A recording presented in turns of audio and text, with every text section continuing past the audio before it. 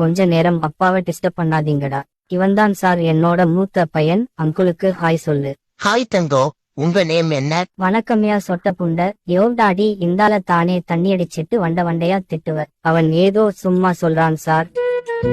என்னடா வீடியோல வேலை பாக்குறியா? நம்ம சாதிக்கார பயலா இவன். பேசாம போங்க பாட்டி. அப்படி எங்க பாட்டி கொஞ்சம் லூசு சார்.